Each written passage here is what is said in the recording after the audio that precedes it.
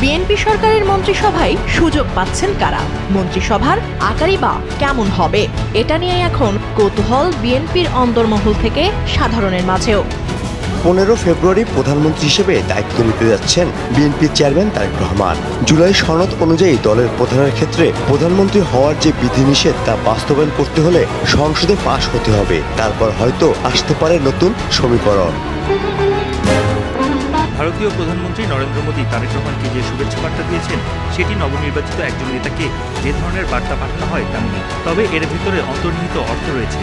স্পষ্টতই ভারত গত 18 মাসের অস্থিরতাকে পেছনে ফেলে আসতে চায়। ভিডিওর কিছু অংশ প্রথমে দেখে নিশ্চয়ই বুঝতে পেরেছেন ভিডিওটি খুবই গুরুত্বপূর্ণ হতে যাচ্ছে। আসলে কি হতে যাচ্ছে সেটি দেখতে ভিডিওটির সাথেই থাকুন। ত্রয়োদশ জাতীয় সংসদ নির্বাচনে নিরঙ্কুশ সংখ্যাগরিষ্ঠতা নিয়ে সরকার গঠনের দ্বারপ্রান্তে বিএনপি। দলটির বিভিন্ন সূত্র এবং অভ্যন্তরের কানাকানিতে ধীরে ধীরে স্পষ্ট হচ্ছে কাদের গাড়িতে উঠতে যাচ্ছে রাষ্ট্রীয় পতাকা। নতুন বাংলাদেশের প্রধানমন্ত্রী হচ্ছেন তারেক রহমান, এটা সবারই জানা। প্রথমবার সংসদ নির্বাচনে অংশ নিয়ে বিজয়ী হয়ে সরাসরি প্রধানমন্ত্রী হচ্ছেন তিনি। গণভোটে হ্যাঁ বিজয়ী হওয়ায় উচ্চকক্ষ এবং রাষ্ট্রপতির নির্বাচনের ক্ষেত্রে রয়েছে জটিল সব সমীকরণ। তারপরও সহজভাবে বললে বলা যায়, রাষ্ট্রপতি, স্পিকার, উচ্চকক্ষ মিলিয়ে বেশ কয়েকটি নাম জোরালোভাবেই উচ্চারিত হচ্ছে। বহির্বিশ্বের সঙ্গে রাজনৈতিক সুসম্পর্ক গড়া ও বিদেশি বিনিয়োগ বাড়ানোর নতুন চ্যালেঞ্জ কাঁধে নিয়েই সরকার গঠন করতে যাচ্ছে বিএনপি। রাষ্ট্র পরিচালনার দায়িত্বে এবার অভিজ্ঞতা রয়েছে এমন মন্ত্রীদের সঙ্গে যুক্ত হচ্ছেন একদল তরুণ রাজনীতিক। রাষ্ট্রপতি কারা হতে পারে এমন আলোচনায় রয়েছেন বিএনপির স্থায়ী কমিটির সদস্য ডক্টর খন্দকার মোশাররফ হোসেন। পররাষ্ট্রমন্ত্রী হিসেবে আলোচনায় শীর্ষে রয়েছে দলটির স্থায়ী কমিটির সদস্য ডক্টর আব্দুল মঈন খান। আর স্বরাষ্ট্র মন্ত্রণালয়ের দিকে এক ধাপ এগিয়ে আছেন অবসরপ্রাপ্ত মেজর হাফিজ উদ্দিন ও বিমান বাহিনীর সাবেক অফিসার আলতাফ মাহমুদ চৌধুরী ও শহীদ উদ্দিন চৌধুরী এনির নাম। টেকনোক্রেট কোটায় মন্ত্রী হতে পারেন নজরুল ইসলাম খান। এছাড়া নির্বাচনে অংশ নেয়নি বিএনপির সিনিয়র যুগ্ম মহাসচিব রুহুল কবির রিজভী ও হুমায়ুন কবির টেকনোক্রেট কোটায় তথ্য মন্ত্রণালয়ে দায়িত্ব পেতে পারেন। মির্জা ফখরুল ইসলাম আলমগীর, ডক্টর মঈন খান, খন্দকার মোশাররফ হোসেন, নজরুল ইসলাম খানের নাম বেশি উচ্চারিত হচ্ছে রাষ্ট্রপতি, স্পিকার আর উচ্চকক্ষের প্রতিনিধি হিসেবে। মন্ত্রিসভায় সুযোগ পেতে পারেন বিএনপির জনপ্রিয় বেশ কয়েকজন নেতা এবং তরুণরা।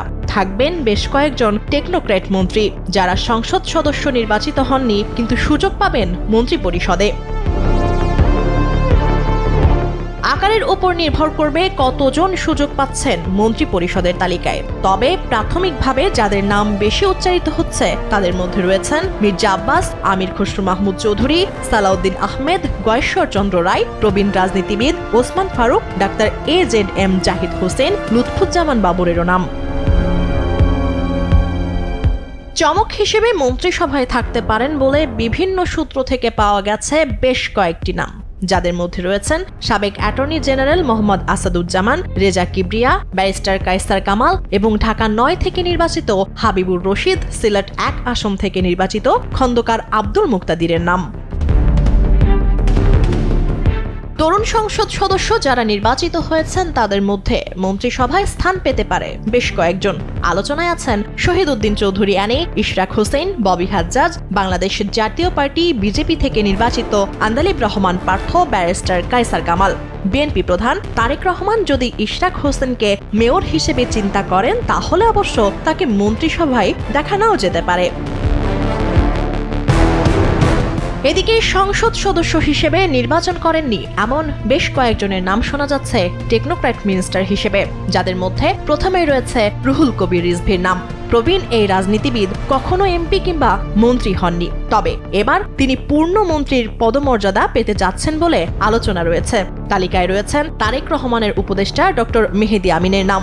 যুক্তরাজ্য, যুক্তরাষ্ট্র এবং বিদেশে অবস্থানরত বেশ কয়েকজন বিশেষজ্ঞকেও দেখা যেতে পারে মন্ত্রিসভায়।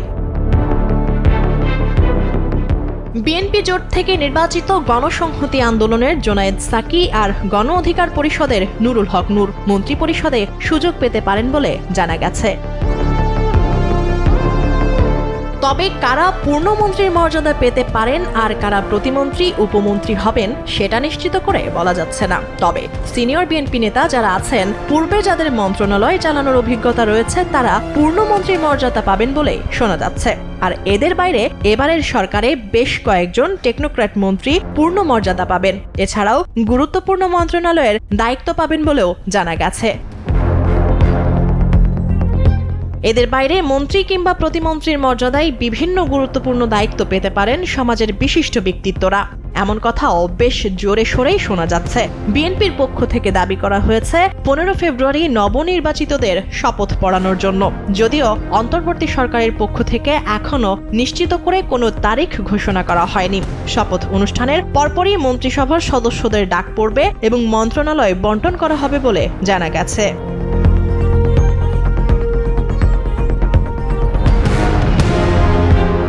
5 আগস্টের গণঅভ্যুত্থানের 1.5 বছর পর বাংলাদেশে অনুষ্ঠিত হয়েছে ত্রয়োদশ জাতীয় সংসদ নির্বাচন। শেখ হাসিনার পতনের পর দেশের প্রথম গণতান্ত্রিক নির্বাচনে নিরঙ্কুশ জয় পেয়েছে বাংলাদেশ জাতীয়তাবাদী দল বিএনপি, যার নেতৃত্বে আছেন তারেক রহমান। এদিকে চট্টগ্রামের নির্বাচনী প্রচারণায় গিয়ে তারেক রহমান ঘোষণা দিয়েছিলেন সংসদে যেতে পারলে বন্দরনগরীর যে কাউকে অর্থমন্ত্রী করবেন। সেটি হলে অর্থমন্ত্রীর আলোচনায় প্রথমে রয়েছেন আমির খসরু মাহমুদ চৌধুরীর নাম, আর বাণিজ্য মন্ত্রী হিসেবে গুঞ্জন উঠেছে রেজা কিবরিয়ার কথা। বিএনপির নির্বাচনী ইশতেহারে সামাজিক সুরক্ষাকে সবচেয়ে বেশি গুরুত্ব দেওয়া হয়। সেই হিসেবে অধিক গুরুত্ব পায় শিক্ষা, কৃষি ও স্বাস্থ্য খাত। স্বাস্থ্যমন্ত্রী তালিকায় স্থান করে নিয়েছেন ডাক্তার AZM জাহিদ হোসেন। পরীক্ষিত ও সফলতার উদাহরণ হিসেবে আলোচনায় থাকা এহসানুল হক মিলন আবারও হতে পারেন শিক্ষামন্ত্রী। তবে কৃষিমন্ত্রী হিসেবে আব্দুল আউয়াল মিন্টুর পরেও আলোচনায় রয়েছেন সুলতান সালাউদ্দিন টুকু সহ একাধিক ব্যক্তি। আইন মন্ত্রণালয় সামলানোর দায়িত্ব পড়তে পারে সালাউদ্দিন আহমেদের কাঁধে। আলোচনায় রয়েছে সাবেক অ্যাটর্নি জেনারেল আসাদুজ্জামান আসাদের নামও। প্রতিমন্ত্রী হিসেবে আলোচনায় আছেন জমির উদ্দিন সরকারের ছেলে ব্যারিস্টার নওশাদ জমির। দলটির একাধিক নীতি নির্ধারণী ফোরামের সদস্য জানিয়েছেন বিএনপি মহাসচিব মির্জা ফখরুল ইসলাম আলমগীরকে দেয়া হতে পারে স্থানীয় সরকার মন্ত্রণালয়ের দায়িত্ব। এই তালিকায় আলোচনায় আছেন মির্জা আব্বাসও। যুব ও ক্রীড়া মন্ত্রণালয়ের মন্ত্রীর তালিকায় সামনে এসেছেন তরুণ নেতারা। চৌধুরী কামাল ইউসুফের মেয়ে নওশাবা চৌধুরী, ইঞ্জিনিয়ার ইশরাক হোসেন, হাবিবুর রশিদ হাবিব ও আমিনুল হক। আঞ্চলিক ভারসাম্য রক্ষায় বরিশাল, ময়মনসিংহ ও পার্বত্য চট্টগ্রাম থেকেও একাধিক সংসদ সদস্যকে মন্ত্রিসভায় স্থান দিবে বিএনপি সরকার। প্রতিমন্ত্রী তালিকায় অগ্রাধিকার পাচ্ছেন শরিক জোটের এমপি আন্দালিব রহমান পার্থ, জুনায়েদ সাকি ও নুরুল হক নূর। বিমান ও পর্যটন মন্ত্রণালয়ে আলোচনায় শীর্ষে রয়েছেন মোফাজ্জল হোসেন কায়কোবাদ। উপমন্ত্রী হিসেবে থাকতে পারেন মিয়া নূর উদ্দিন অপু ও শ্যামা ওবায়েদ। বিএনপির বিভিন্ন সূত্র বলছে গঠন হতে পারে 39 সদস্যের মন্ত্রিপরিষদ। সেখানে এনসিপির সংসদ সদস্যদের স্থান পেতে হলে যোগ দিতে হবে বিএনপিতে। অন্যান্য দেশের সম্পর্কের সমীকরণ, সেখানে প্রথমেই আসে প্রতিবেশী রাষ্ট্র ভারতের নাম। তারেক রহমানের এই জয় দেশটির জন্য অত্যন্ত গুরুত্ব বহন করছে বলে মনে করেন ভারতীয় সংবাদ মাধ্যম এনডিটিভির জ্যেষ্ঠ সম্পাদক চন্দ্রশেখর শ্রীভাষণ। তার বিশ্লেষণ বলছে তারেক রহমানের এই জয় বিষয়টি সবার প্রথমেই লুফে নিয়েছে ভারত। চীন ও পাকিস্তানের আগে ভারতের প্রধানমন্ত্রী নরেন্দ্র মোদী বাংলাদেশের নতুন নেতৃত্বকে শুভেচ্ছা জানিয়েছেন। মোদী তার শুভেচ্ছা বার্তায় বলেছেন তার সরকার একটি গণতান্ত্রিক, প্রগতিশীল এবং অন্তর্ভুক্তিমূলক বাংলাদেশকে সমর্থন করবে। ভারতীয় প্রধানমন্ত্রী নরেন্দ্র মোদী তারেক রহমানকে যে শুভেচ্ছা বার্তা দিয়েছেন সেটি নবনির্বাচিত একজন নেতাকে যে ধরনের বার্তা পাঠানো হয় তেমনই। তবে এর ভেতরে অন্তর্নিহিত অর্থ রয়েছে। স্পষ্টতই ভারত গত 18 মাসের অস্থিরতাকে পেছনে ফেলে আসতে চায়। এই বিশ্লেষক আরও মনে করেন ভারত সরকার এখন বাংলাদেশের নেতৃত্বে পরিবর্তনটিকে স্বীকৃতি দিয়েছে। এজন্য বিএনপির ক্ষমতা গ্রহণ নিয়ে চিন্তিত হবে না নয়াদিল্লি। এমনকি বিএনপি চেয়ারম্যান তারেক রহমান নিজেও বলেছেন তিনি ভারতের স্বার্থকে সম্মান করবেন, যা ইঙ্গিত দিচ্ছে ভারত বাংলাদেশের মধ্যকার পুরনো বন্ধুত্বপূর্ণ সম্পর্কের। শেখ হাসিনার পতনের পর ঢাকা ও দিল্লির সম্পর্কে টানাপোড়েন চলতে থাকে। তারেক রহমানের নেতৃত্বে সরকার গঠনের বিষয়টি নিশ্চিত হওয়ার পর দ্রুত বরফ গলতে শুরু করেছে দুই দেশের সম্পর্কে।